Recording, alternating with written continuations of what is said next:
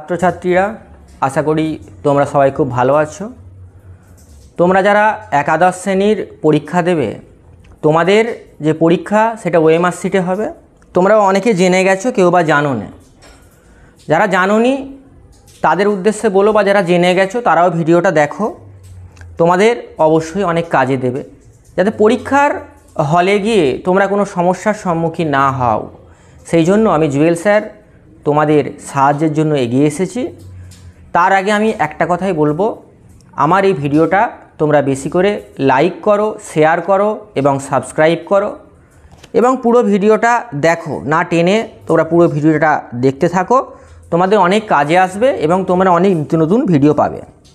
দেখো, আজকে আমি তোমাদের বলবো যে পরীক্ষায় ওএমআর শিট কীভাবে ফিল আপ করবে।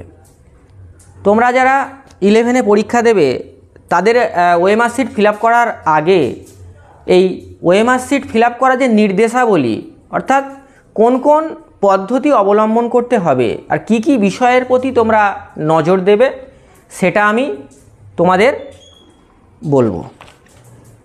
দেখো, পরীক্ষার্থীকে ওএমআর শিটের যে উত্তরপত্র, এই উত্তরপত্র পূরণের জন্য কেবলমাত্র নীল অথবা কালো বল পেন ব্যবহার করতে হবে। দুটো কালি তোমরা ব্যবহার করতে পারবে, হয় নীল নয়তো কালো।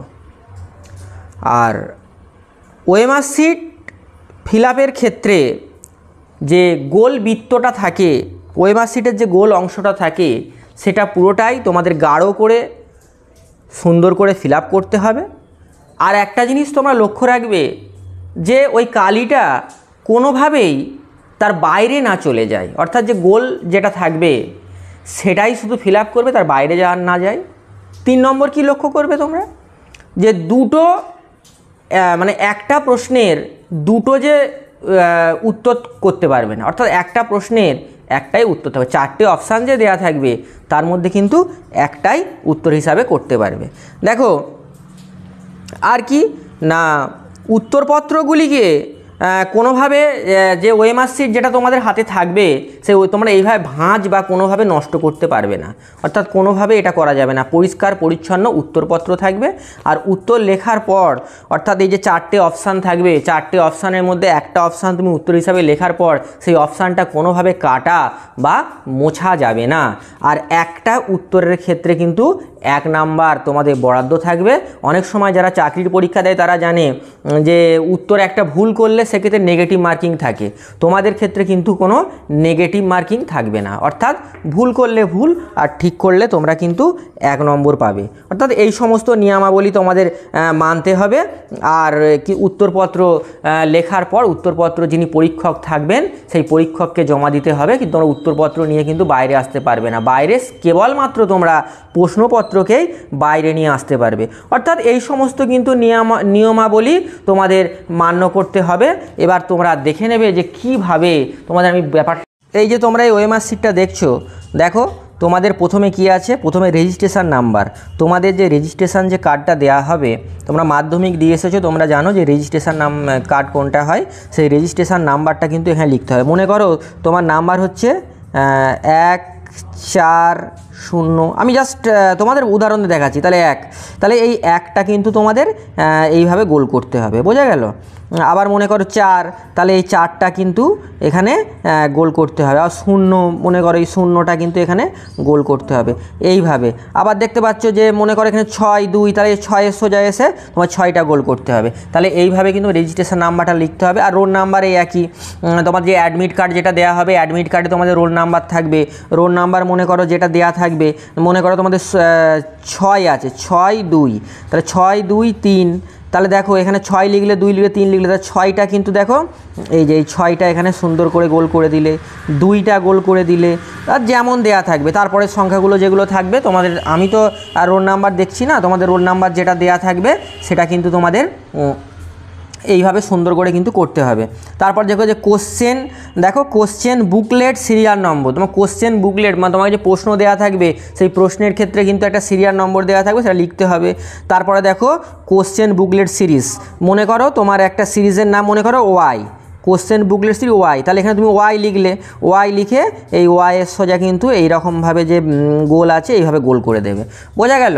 আবার মনে করো এখানে দেখা যাচ্ছে সাবজেক্ট কোড, তাহলে বিভিন্ন সাবজেক্টের বিভিন্ন কোড দেওয়া থাকবে, সেটা কিন্তু এই কোশ্চেন পেপারের মধ্যে দেওয়া থাকবে। যেমন হিস্ট্রির ক্ষেত্রে আলাদা কোড দেওয়া থাকবে, বাংলার ক্ষেত্রে আলাদা কোড দেওয়া থাকবে, ইংরেজির ক্ষেত্রে।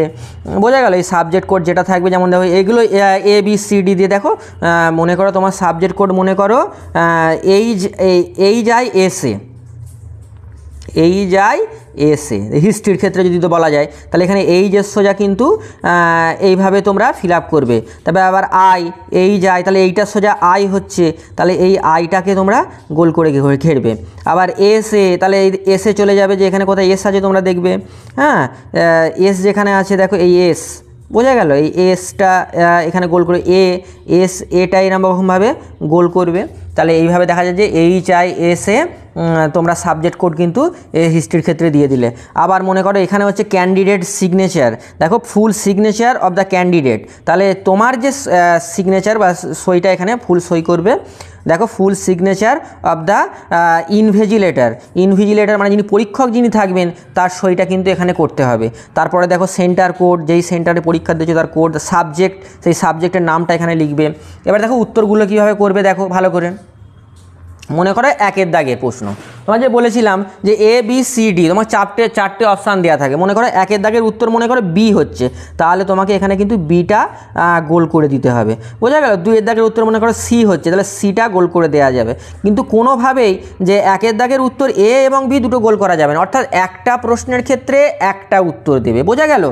একের দাগের ক্ষেত্রে এ থাকলে এটা গোল করে দেবে, বা একের দাগের উত্তর মনে করো বি হয়েছে, তাহলে বিটা গোল করলে প্রশ্নতে কিন্তু লেখা থাকবে যে ABCD চারটে অপশান দেওয়া থাকবে। ঠিক এইভাবে তোমাদের করতে হবে। এই রকমভাবে তোমরা পরীক্ষা দেবে। তোমাদের মোট 40টা কোশ্চেন থাকবে। এই 40টা কোশ্চেন প্রত্যেকটা 1 নাম্বার করে 40 নাম্বার থাকবে, এবং তোমরা কিন্তু এইভাবে করলে তোমরা অনেকটাই ভালো রেজাল্ট করবে, এবং 40-এ 40 তোমরা সকলেই পাও, এই শুভকামনা রইল। আর একটা কথাই বলবো যে আমার ভিডিওটা ভালো লাগলে তোমরা আমার চ্যানেলটিকে লাইক করো, শেয়ার করো, সাবস্ক্রাইব করো। এই বলে আমি আমার ভিডিও শেষ করছি।